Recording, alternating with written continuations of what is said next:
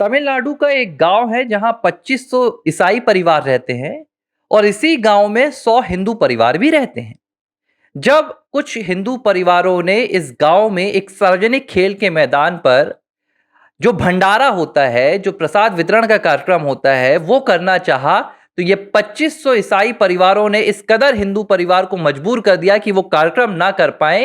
हालात ऐसे बिगड़ गए कि इस कार्यक्रम की इजाजत मांगने के लिए, इसकी परमिशन मांगने के लिए हिंदू परिवारों को मद्रास हाई कोर्ट का दरवाजा तक खटखटाना पड़ गया और महज भंडारे के कार्यक्रम की अनुमति देने के लिए मद्रास हाई कोर्ट को एक फैसला सुनाना पड़ गया, जिस फैसले ने तमिलनाडु के भीतर हिंदुओं के खिलाफ, सनातन धर्म के खिलाफ और हिंदुओं की परंपरा के खिलाफ जो एक बहुत बड़ी साजिश सरकार के लेवल पर रची जा रही है, उस साजिश को उजागर कर दिया है।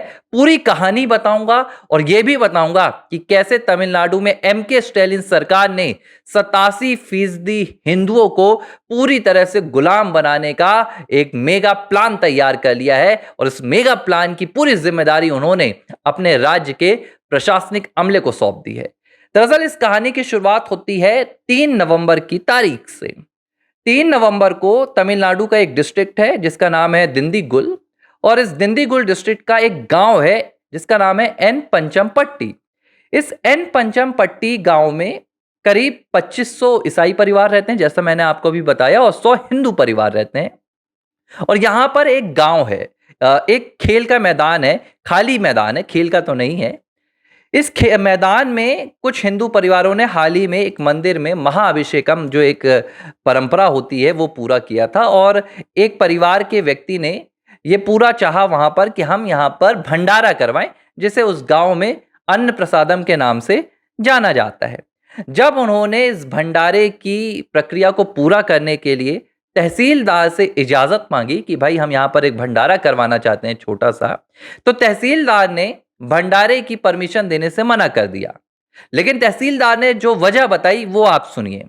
तहसीलदार ने कहा कि इस मैदान पर जो क्रिश्चियन कम्युनिटी है वो अपने कार्यक्रम करते आई है और हम ये मैदान अगर आपको देंगे तो यहाँ पर सांप्रदायिक जो तनाव है वो पैदा हो सकता है, इसलिए आपको ये मैदान नहीं दिया जा सकता है, बल्कि आप जाकर सार्वजनिक रोड पर अपना भंडारा कर लो।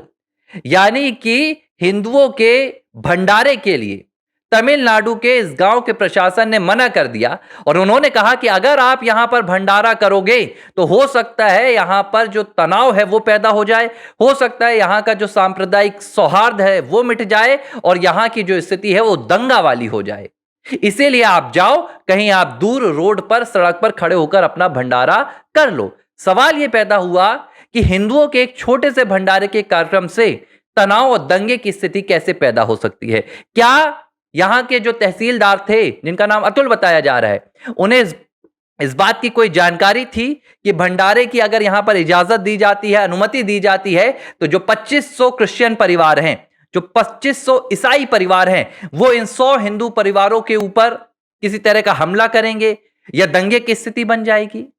तो उन्होंने परमिशन देने से मना कर दिया। जब तहसीलदार ने, जो लोकल प्रशासन था पंचमपट्टी गांव का, उसने अनुमति देने से मना कर दिया, तो इसी गांव के जो हिंदुओं की तरफ से एक व्यक्ति थे, के राजामणि, उन्होंने मद्रास हाई कोर्ट का दरवाजा खटखटाया और उन्होंने बकायदा एक याचिका लगाई कि क्या देश के भीतर तमिलनाडु में एक जो शासकीय ग्राउंड है वहां पर माफ कीजिएगा, एक भंडारा कराने की अनुमति नहीं मिल सकती है? वहां पर हिंदुओं को एक अपनी छोटी सी परंपरा निभाने की अनुमति नहीं मिल सकती है? जब यह मामला तमिलनाडु हाईकोर्ट पहुंचा, मद्रास हाईकोर्ट पहुंचा, तो वहां कुछ फैक्ट्स रखे गए।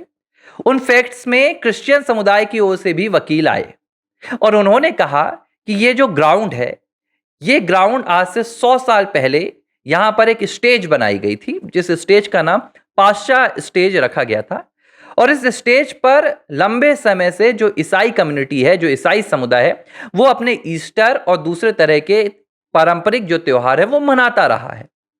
ये दलील हाईकोर्ट में क्रिश्चियन समुदाय की ओर से रखी गई और क्रिश्चियन समुदाय ने कहा कि इसलिए हमारी जो परंपरा है, हमारी जो मान्यता यहां पर चली आई है, उसका सम्मान किया जाए और हिंदुओं को अन्न प्रसादम यानी कि भंडारे की अनुमति नहीं दी जाए। अदालत ने 2-3 महत्वपूर्ण सवाल पूछे। जो पहला सवाल अदालत ने पूछा, वो ये पूछा कि क्या ये जो ग्राउंड है, क्या ये कोई पट्टा वाला ग्राउंड है या किसी विशेष व्यक्ति का इस ग्राउंड पर अधिकार है, कोई रजिस्ट्री का ग्राउंड है या इसका कोई मालिक है? तो जवाब मिला कि नहीं, ये जो ग्राउंड है ये शासकीय भूमि है, इसका मालिकाना हक किसी के पास नहीं है और इसका कोई सांप्रदायिक या किसी धर्म विशेष से लेना देना नहीं है। अदालत ने कहा कि अगर इस ग्राउंड की जो भूमि है उसका अधिकार सरकार के पास है, यानी कि यह शासकीय भूमि हुई, और शासन की भूमि पर या तो सभी धर्मों का अधिकार होता है या तो किसी का अधिकार नहीं होता है।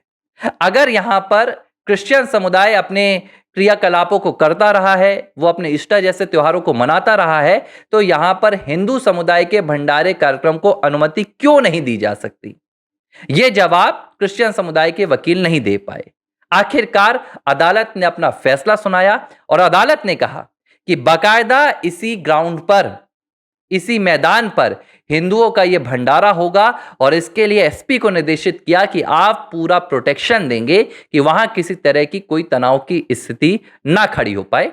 साथ ही अदालत ने एक महत्वपूर्ण टिप्पणी की जिसमें अदालत ने कहा कि इस तरह की हरकतों से जो सामाजिक और सांप्रदायिक सौहार्द है वो बिगड़ता है। अगर आप एक स्थान पर रहते हैं तो आपको एक दूसरे की परंपराओं का अनुपालन करना चाहिए।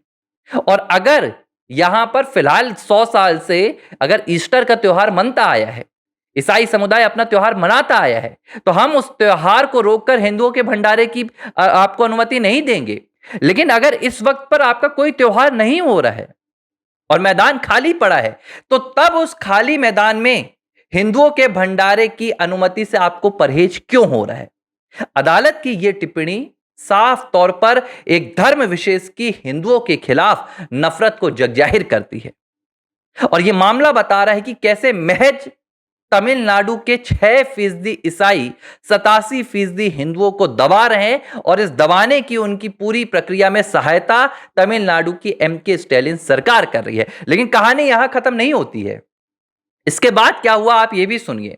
जब हाईकोर्ट ने यह फैसला सुना दिया कि हां, भंडारे की अनुमति दी जाएगी और खुद प्रशासन इसकी व्यवस्था करवाएगा, तो करीब इन 2500 ईसाई परिवारों में से 500 महिलाएं जो क्रिश्चियन वर्ग से आती हैं, जो ईसाई समुदाय से आती हैं, उन्होंने जाकर पंचमपट्टी में, दिंदीगुली में बाकायदा कलेक्ट्रेट का घेराव कर दिया और मद्रास हाईकोर्ट के फैसले के खिलाफ जाकर सड़क पर बैठ गईं। उन्होंने रोड जाम कर दिया। उन्होंने कहा कि यहां पर हम हिंदू भंडारे को अनुमति नहीं देंगे, हम इस ग्राउंड पर हिंदू भंडारा नहीं होने दे सकते। इस तरह तमिलनाडु में ईसाई समुदाय हिंदू परंपराओं को नष्ट कर रहा है। लेकिन जब मैं ये बात कह रहा हूं नष्ट करने की, तो आपका ध्यान उस बयान पर भी जाना चाहिए जो तमिलनाडु के मुख्यमंत्री के बेटे यानी कि एमके स्टालिन के बेटे उदयनिधि स्टालिन ने साल 2022 में दिया था। इस बयान में क्या कहा था उदयनिधि स्टालिन ने? आज वही चीज हो रही है जो दिंदीगुली में हो रही है, जो आपके पंचमपट्टी में हो रही है। इसकी तैयारी तमिलनाडु सरकार ने 2022 में कर ली थी। कब? जब उदयनिधि स्टालिन ने कहा था कि हम सनातन को दबाएंगे नहीं, हम सनातन को जड़ से नष्ट कर देंगे, क्योंकि सनातन धर्म कीड़ा मकोड़ा है, सनातन धर्म एक डेंगू है, सनातन धर्म एक मलेरिया है। जाहिर सी बात है, जिस राज्य का मुख्यमंत्री का बेटा एक धर्म विशेष के खिलाफ इस तरह की घृणा की भावना रखेगा, और कौन सा धर्म? वो धर्म जो 87% आबादी राज्य में है, वो धर्म जिसकी 79% आबादी पूरे देश में है, उस धर्म के खिलाफ इतनी नफरत आखिर किस लिए? 6% ईसाइयों के लिए, 5% राज्य के मुस्लिमों के लिए? जाहिर सी बात है कि इस वोट बैंक के सहारे तो इनकी सत्ता का निर्धारण नहीं हो सकता, लेकिन इनकी ये अंदर की एक नफरत है जो दर पर दर बाहर आती रहती है। और उसी का परिणाम है कि ये जो पूरा तमिलनाडु का प्रशासन है, ये हिंदुओं को कहता है कि अगर आप 100 परिवार हैं यहां पर और यहां 2500 का ईसाई परिवार है, और आप अगर यहां पर अपनी किसी पूजा पद्धति को निभाएंगे तो यहां पर दंगा वाली स्थिति खड़ी हो सकती है। सवाल यह उठ रहा है कि अगर कहीं पर भी, मैं कह रहा हूं 2500 नहीं, 5 लाख ईसाई परिवार हैं और वहां एक हिंदू है, तो क्या उस एक हिंदू को अपनी परंपराओं को निभाने का हक नहीं मिलेगा, अधिकार नहीं मिलेगा, उसको उसकी पूजा पद्धति का कोई वहां पर अधिकार नहीं मिलेगा, तो फिर संविधान कहां गया? ये जो तमाम सरकारें अपने आप को सेकुलर सरकारें होने का दावा करती हैं, यही इनका सेकुलरिज्म है कि हिंदुओं की परंपराओं को दबाओ, सनातन के धर्म के अधिकार को मत मिलने दो और जो दूसरा धर्म है उसे बढ़ावा दो। जो दूसरा धर्म है उसके अनाधिकारिक अधिकारों को भी अनुमति दो। भाई पूरे देश में तो 79% हिंदू है ना, पूरे देश में 79% हिंदू हैं। बावजूद उसके क्या पूरे भारत में महज जो चंद मैं कहूंगा कि ईसाई परिवार रहते हैं, अगर पूरे भारत की दृष्टि से देखूं, कहीं किसी ईसाई परिवार को गिरजाघर में जाने से रोका जाता है, उसे उसकी प्रार्थना करने से रोकी जाती है, या जीसस का जुलूस निकालने से रोका जाता है?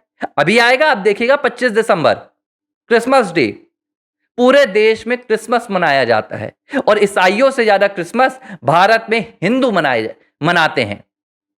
जितनी टोपी लाल रंग की सेंटा वाली ईसाई अपने सर पर लगाकर नहीं घूमते हैं, उससे ज्यादा भारत के हिंदू ईसाइयों वाली वो सेंटा क्लॉज की टोपी सर पर लगाकर घूमते हैं। क्यों? क्योंकि हमें सेकुलरिज्म का संदेश देना है, हमें हिंदू मुस्लिम सिख ईसाई एक वाला संदेश देना है। लेकिन आपको इस संदेश के बदले क्या मिलता है कि आप अगर एक गांव में जहां 2500 ईसाई परिवार रहते हैं, वहां एक भंडारे का कार्यक्रम भी नहीं आयोजित करवा पाते। अगर आप कार्यक्रम की अनुमति हाईकोर्ट से भी मांग कर ले आते हैं, तो ये आपको अनुमति देने के खिलाफ सड़कों पर बैठ जाते हैं। ये है इनका भाईचारा, ये है इनकी आपके धर्म के प्रति सोच, आपके धर्म के प्रति इनका रवैया। और इस रवैये में ना सिर्फ ये कट्टरपंथी लोग शामिल है, बल्कि इनका पूरा समर्थन सरकार कर रही है। 2-3 सवाल उठ रहे हैं इस मामले में कि पहली बात, तहसीलदार ने इस तरह की अनुमति देने से मना क्यों किया?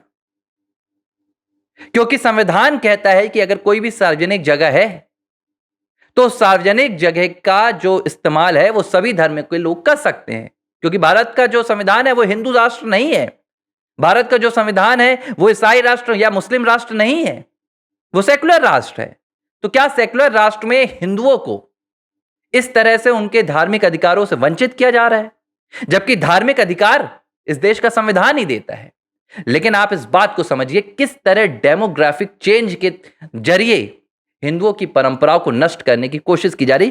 क्योंकि यहां पर 2500 ईसाई परिवार रहते हैं, इसलिए 100 हिंदू परिवारों को यहां पर दबकर रहना पड़ेगा और उनकी परंपराओं को मानना पड़ेगा। अगर वो कहेंगे कि आप मंदिरों में पूजा कीजिए तो आप कीजिए, लेकिन अगर वो मना करेंगे कि आप मंदिरों में पूजा नहीं कीजिए तो आपको इसकी इजाजत नहीं मिलेगी। और ये सिर्फ ईसाइयों का मामला नहीं है, ये देश में जहां भी हिंदू एक ऐसे इलाके में रहता है जहां वो अल्पसंख्यक है, हिंदू एक ऐसे इलाके में रहता है जहां दूसरे धर्म की मेजोरिटी है, वहां हिंदुओं के साथ इसी तरह का बर्ताव किया जाता है।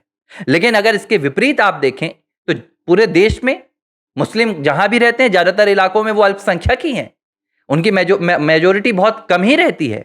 लेकिन उन इलाकों में भी उनकी मस्जिदों से, उनके गिरजाघरों से बाकायदा उनकी प्रार्थनाएं चलती हैं, नमाज चलती है, उनके कार्यक्रम होते हैं, जुलूस निकलते हैं, ताजिया निकलता है, ईस्टर के कार्यक्रम होते हैं, क्रिसमस के कार्यक्रम, लेकिन कभी कोई भी रोक नहीं लगाई जा सकती।